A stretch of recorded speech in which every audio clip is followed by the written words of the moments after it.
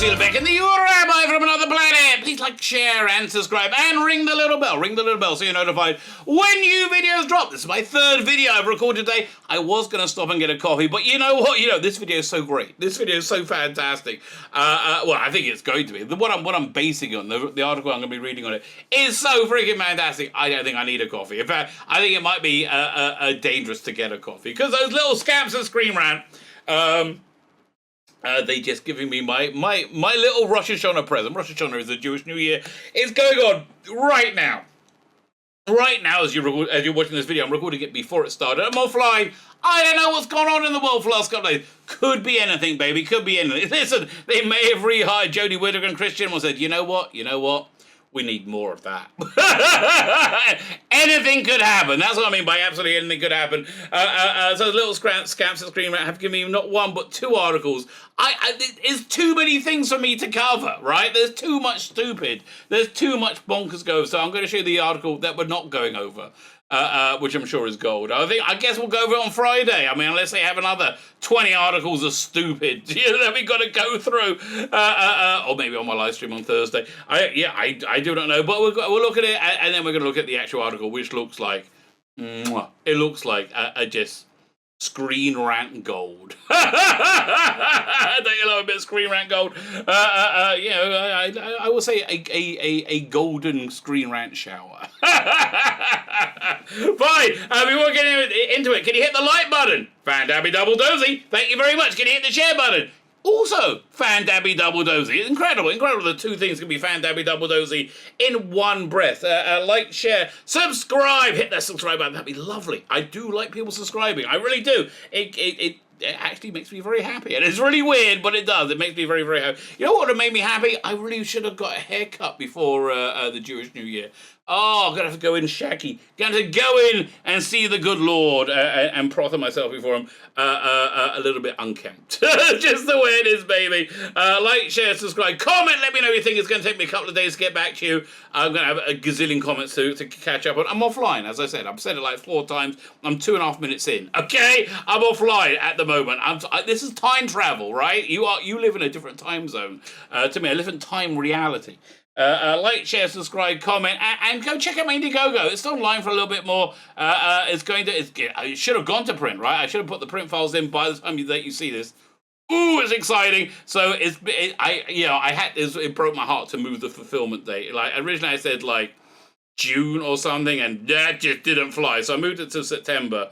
And it's, you're getting your books this month. I'm so freaking excited. What are your books? What are the books? It is biblical, Bible source, Atheist, Creators, Rationalists, Rogues, 240 pages long, and brilliant. 240, and just brilliant. That's really the best way I can describe it.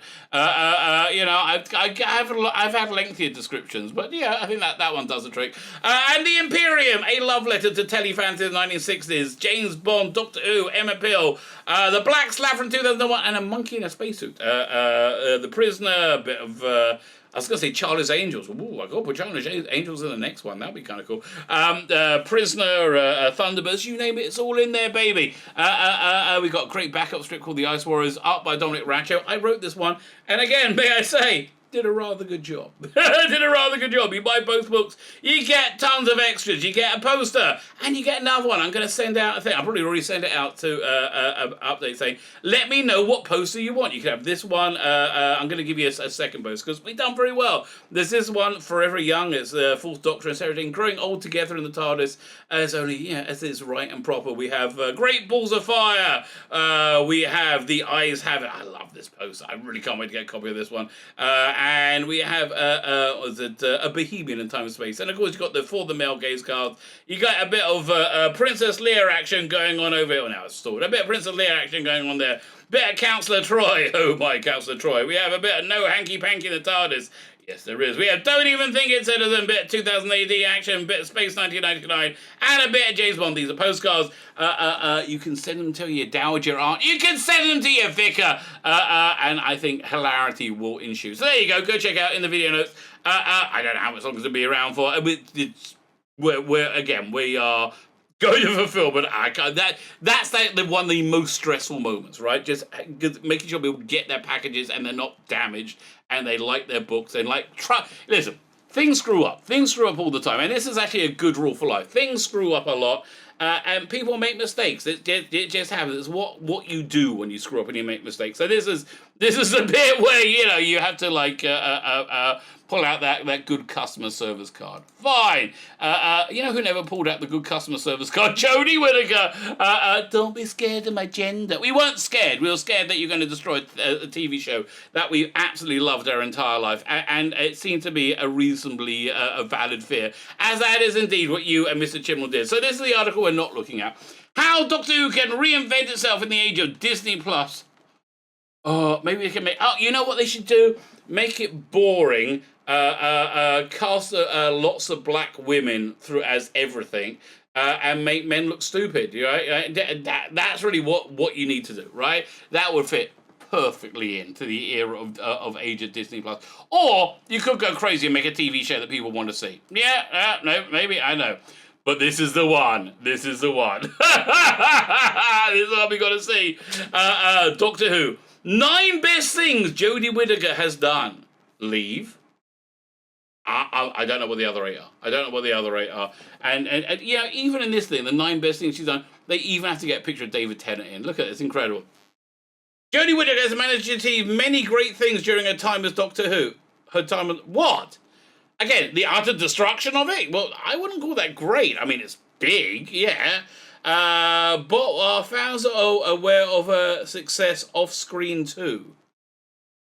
We're not aware of her success on-screen or off-screen. You know why we're not aware of it? The same reason we're not aware of flying buffouf sticks. What's a flying buffouf stick? They don't exist. They don't exist. That's why we're not aware of them, mate, okay? Content warning. This article may be shit. This article contains references to mental health. Really? This article contains references to mental health and death, which, I have to tell you, ever since she took over as Doctor Who, lots of people have died. Millions have died. Is it connected? Is it connected? You decide. You decide. Fine. Okay, we'll go over here. One of the most inspirational actors to play the Doctor in recent years. Well, she's the only Doctor to play the actor to play the Doctor in recent years. That's just a dumb statement. Okay, I always say Peter Capaldi was more inspirational because do you remember when lockdown started? He did a appeal. I'm giving a donation to. I think I might have already given a few donations to it. In the video notes, I suggest you support it all. Noah's Ark Children's Hospice, right? He did an appeal for it because at the beginning of lockdown, because they were really hurting for money. What do? They try and make children who are about to die lives better. Them and their parents. It's like the most virtuous thing I've ever seen in my life. What did Jodie Whittaker do? Talk about having a vagina and hide in a closet and say, I hope you're not scared in lockdown. Like, darling, we weren't scared until you appeared on screen, right? Oh, God. One of the most inspirational actors to play the Doctor in recent years has undoubtedly been Jodie Whittaker. I doubt that. It's not undoubtedly. I really, really doubt it, okay? I doubt that more than I doubted pretty much anything before. As well as being a strong role model for young children everywhere. No, she wasn't. She wasn't a strong role model for young children on set. Like what? Again, you saying it doesn't make it real, right? Right, if I write, Nicola Bryant. If I write Nicola Bryant on my forehead, right, that doesn't make me into Nicola Bryant. And believe me, Nicola Bryant is very, very happy about that. Because the things I would do if I was inside Nicola Bryant's body, I'm not talking about inside that way. I'm talking about inside, baby.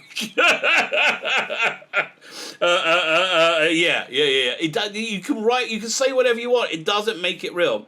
She has proven herself to have a heart of gold. No. What? And delivered a highly engaging performance in the titular role. She's been shit.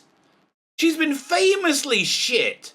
Don't you remember how shit she... I mean, haven't you seen the ratings? She's been shit. If she... honestly... okay, let me read that again. If she's been one of the most inspirational actors to play the Doctor in recent years... and been a strong role model for children everywhere, and has... if those things are true, right? If those things are true, what's somebody who's a unbelievably self-serving, useless piece of shit look like? Because yeah, that's what it looks like to me. Many fans, as a result, have been saddened by the news that Jodie Whittaker will be leaving the role next year. No. Fandom rejoiced. Okay, there's been a few crazes on Twitter, right? People who use the word NMD. They've been really sad. They were a bit in freefall, actually. Their world's ending. They call it MND because there was once this hashtag that said, not my doctor, not my doctor. And then somebody, I never saw any of this stuff. Somebody apparently who used that hashtag also posted something racist. Again, this is just what they said, and I don't know if it's true or not because I don't believe a word they say. But anyway, so anybody, therefore, who didn't like Doctor Who afterwards, therefore, even if they never used this hashtag, not my doctor, therefore became an NMD to these people. And they keep talking about, the NMD. Dude, there are no NMDs, okay? There are no NMDs. There are Doctor Who fans, and there are Twitter psychos. You're a Twitter psycho. Okay, that's what you are. So yeah, they're not fans. Twitter psychos have been... Okay, many Twitter psychos, I'm rewriting it for you. Many Twitter psychos, as a result, have been saddened by the news that Jodie Whittaker will be leaving the role next year, with some believing that she had plenty more to give. I can't believe she had any less. Right? I can't believe she had. Nevertheless, Whittaker has still managed to achieve many great things during her time on Doctor Who, both on screen and outside the show. I don't think she has, right? I don't think she has. So let's see what this great... oh, God, that's aged badly. I've got to do that, and I was going, there's 10 reasons we're ready for a female Doctor Who. Oh, I got to do one on that one. Playing the first female Doctor, so you're saying being an actress and having a vagina. That's it, right? You're saying that because she has a vagina, that's an achievement. I have a puppy which has a vagina, and I have 2 daughters which have vaginas, and I have a wife which has a vagina. Doesn't seem that they're like, I mean, it seems like something you're born with to me, really. I have to be honest with you. Perhaps Jodie Whittaker's greatest achievement is becoming the first female doctor to grace the role. This is written like shit. The first female to grace the role of the Doctor. Before the Broadchurch actor was cast, the part had only been played by white British males. Ew! Who would want to see that? Other than the millions of people who stopped watching, right? Other than the 70% of the audience that jumped out a window rather than watching it. Who would want to see that? Certainly not us. Not that we watch it anyway. No. Leading some viewers to believe the time was right for more diversity to be shown in the casting choices.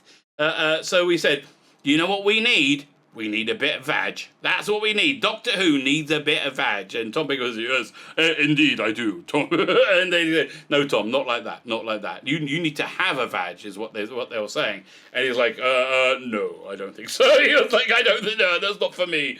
On the other hand, there were still plenty of audience members against the concept of a woman taking the lead role, making this one of the most controversial creative decisions in the show's history. Actually, the truth is, I don't think it was.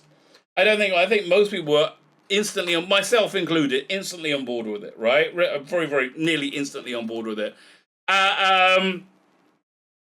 It wasn't that controversial. What was controversial was it being shit! Being unwatchably shit! That's what was controversial about it. Jodie Whittaker's agreeing to undertake this part was an extremely courageous move. No, she wasn't. Every time they say they're being stunning and brave, they're never being stunning and brave, okay? No, this wasn't courageous, right? And one that made her an inspiration to many new young viewers of the show. But that didn't happen, right? That just didn't happen. I hate to tell you, it just didn't happen. There aren't many new young viewers for the show. The speech of the woman who fell to earth, I can't remember it. Every Doctor has their own defining moment, and one of the overwhelming responses to her leaving, the overwhelming pieces of press that people say over and over again, she's never had her defining moment of Doctor Who. This bloke says it happened in the first episode. Every has their own defining moment that proves to fans that they are the same person before reincarnating. Sometimes this arrives early in the series. On the other occasion, it comes much later, with some actors needing a little more time to get in the role. She just never, ever, ever pulled it together. Whittaker's significant turning point as the Doctor was towards the end of the first episode, in which IMDb considers her fifth best Doctor Who episode so far. So listen, IMDb considers it. That's science, mate. That's just science. This is her fifth best episode. So this was her best speech, but she had 5 better episodes because they're just so good. She confronts Tim Shaw. Oh God. Oh. Like, oh, I wish I could be in a room when Chris Chibnall like pitches to Piers Wicker, and we're going to have a villain. We're going to have a villain in the first episode. Everyone's going to love our villain. Oh, really? What's the villain going to be in the first episode? We're going to love our villain in the first. What's the villain? He's called Tim Shaw. Ah! Oh, what's good about him? Oh, he's blue and covered in teeth. Ha ha! And he wasn't the saddest guy in the room. He wasn't the saddest loser in the room. Saddest loser in the room was probably Piers Wenger, who stood up and said, "That's it! That's it! We need a blue guy with teeth on his face called Tim Shaw. That'll get the kids in. She gives him a rousing speech about sorting out fair play throughout the universe. Yeah, when anybody's in trouble, I always help them, unless they voted for Trump or Brexit. They're the evil racists! Okay. Whittaker managed to capture the heart of the character with ease as the Time Lord who never refuses to help people in trouble, unless they vote for Trump or Brexit. In which case, they're racist! Okay, fine. Number 7, her friendship with Mandip Gill. Okay, yeah. Scissoring in the TARDIS is coming, baby. Scissoring in the fucking TARDIS. Here we go. Over the years, there have been many doctors and companions who have established friendships outside the show. Yeah, listen, that they always walk around holding hands is weird and creepy. However, perhaps none more than as strong as the off-screen relationship between Jodie Whittaker and Mandip Gill, who plays the Doctor's companion Niaz. The pair appear inseparable behind the scenes, and often speak highly of one another to the press. Well, that's unusual. People don't normally speak highly of one another to the press. In this real-life relationship that Jodie Whittaker shares with her co-star, that is no doubt reflected in the clear bond between the Doctor and Yaz on TV. The clear bond that's going to happen with tongues in the next episode, right? Okay. Developing a report with Bradley Walsh. Yeah, she worked with a personal guy who was entertaining, and she was able to develop a rapport with him. Incredible! They said it couldn't be done. When British comedian Bradley Walsh was announced as the 13th Doctor companion, Graham O'Brien in 2017, eyebrows were raised by some viewers of the hit show. Nobody. They were like, really? That was it. Whilst Bradley Walsh had developed a successful acting career, he had since become known mainly for his presenting work on the shows like The Chase and Cash Trapped. Yeah, he's a game show host, basically. Thankfully, he proved doubters wrong, although he was the only watchable thing of the show in the first year. Although perhaps part of the responsibility of his success as popular Doctor Who companion Graham can be attributed to Jodie Whittaker. Okay, somehow, it's incredible. It's incredible. We'll watch America implode right now, right? We had Afghanistan about a month ago. Insane economy, crashing economy, crisis on the southern border, food shortages, fuel shortages, labor shortages. It's just like nothing's going well, and they're all and it all started the same millisecond that he came into office and said, "Well, must be Trump's fault." Must be Trump's fault. Yeah. And the same millisecond Trump came in office, the economy turned around and went incredible and said, well, must be because of Obama. Must be. Has to be. Yeah. Or it could just be the bleeding obvious. Could be that. Yeah. Okay, so Jodie Whittaker, with their chemistry particularly seen in episodes such as Rosa, which was awful, and Resolution, which was slightly less awful. Jodie Whittaker's had quite a rapport with her you said it twice now, with her co-star, with the pair providing many memorable moments. you're saying that they did their jobs. So far, let's just go through this. One sec. Let's just go through these memorable moments, right? She has a vagina, number one. She said lines that didn't really appeal to any. And number two, she has a companion that wants to have sex with her. Number three, right? And she was able to have a professional relationship with Bradley Walsh. Okay, yeah, I wouldn't say you're digging at the bottom of the barrel, baby, but you are kind of gone through that bottom barrel and you're digging into the core of the earth. Her speech in The Haunting of Villa Dalliotti, just looking at this makes me go, God, Doctor Who is so shit with Jodie Whittaker. This was so awful. Although, I have to say, looking at these four ridiculous faces, Mandip Gill looks the stupidest. Right? Mandip Gill, 100% looks the stupidest. As much as the Doctor preaches, she preaches a lot, the virtues of hope and kindness, there are still some occasions where a character gives into arrogance of being a Time Lord. She's only arrogant, right? They say that we only have arrogance for her.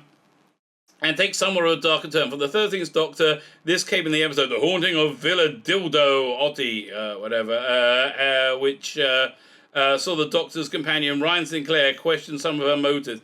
I don't think you're very nice.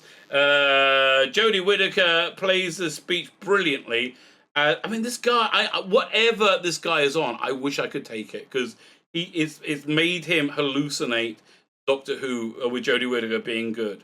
Brilliantly, the actor is clearly having a ton of fun being able to play the more vicious shade of a character. How do you notice any change in the way she plays a character? It's chilling to watch how quickly this Doctor can crack after previously displaying a more joyful demeanor. In fact, that she has no internal consistency? Yes, that I find that chilling and revolting. Meeting children for charity. I grew up with Doctor Who. I met Tom Baker, right, when I was a little kid. We was at the local bookshop, the little kids' bookshop, Fagin's. And we got the Doctor Who and the Monsters book or something. And I remember meeting, he was in full costume, right? Full costume. And he like beamed and he put his hat on me. It was incredible. It blew my mind, right? It blew my mind. It probably changed my life, right? It probably, I was like 3 or 4. I was like, I'd probably still be the same today, right? It absolutely blew my mind.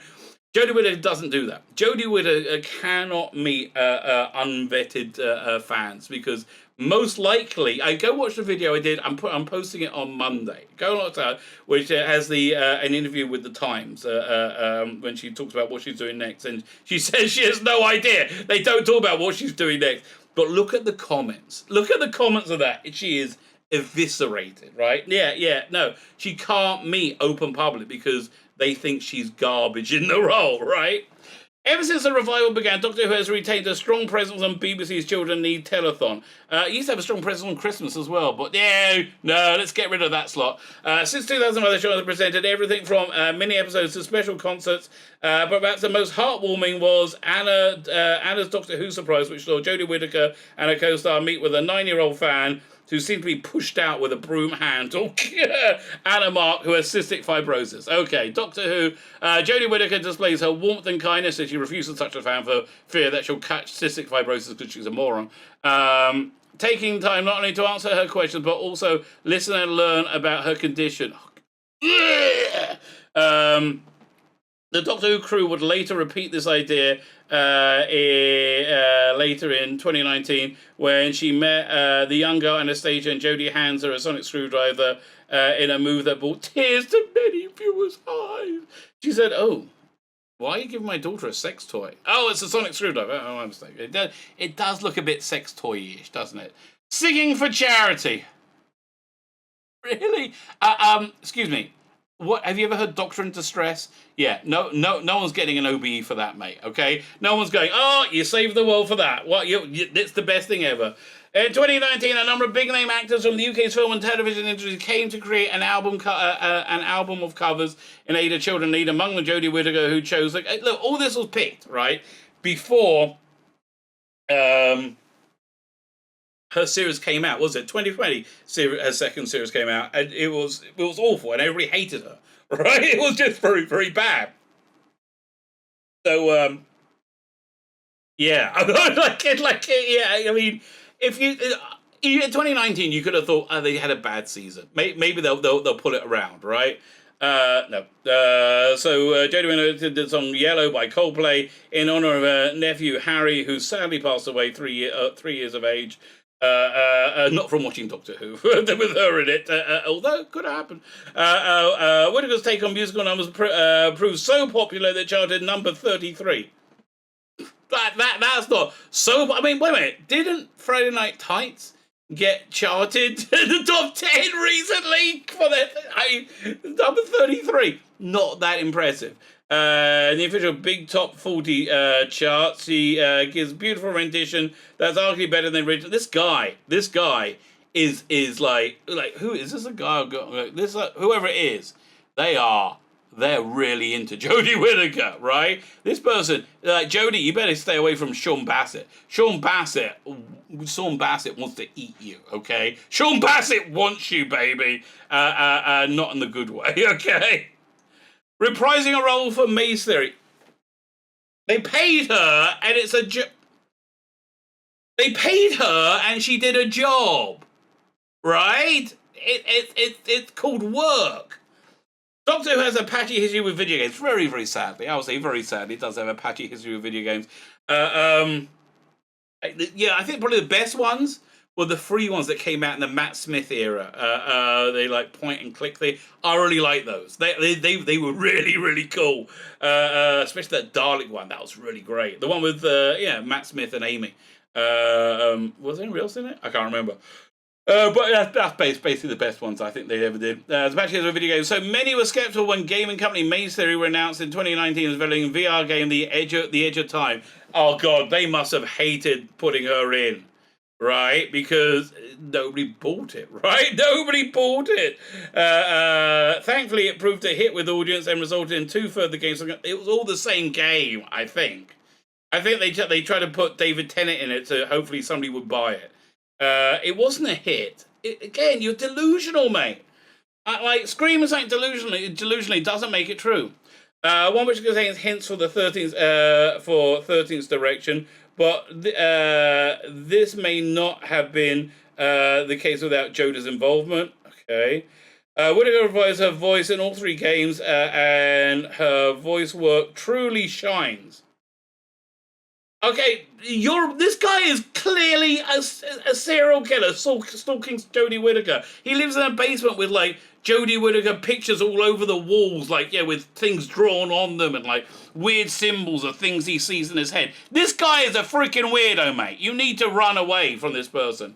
Also, the third game, Edge of Reality, has yet to come out. Whittaker's performance in the previous 2 releases matches the tone of the video games perfectly. What you're saying, the video game matches the video game? Well done. Well done, that man. And brings a bright and energetic piece of voice acting that perfectly captures her performance of the 13th Doctor on TV. And had they not put that in there, I would have bought it. I probably would have bought this. But I'm not paying for that. Are you out of your mind? Supporting Children's Mental Health Week. Listen, I don't think any actor who played Doctor Who has caused more problems for children's mental health, right? And quite a lot for adult mental health. And also for adults with the maturity of children. Exhibit A. Okay, over here. One of the core demographics of Doctor Who's audience is without doubt children.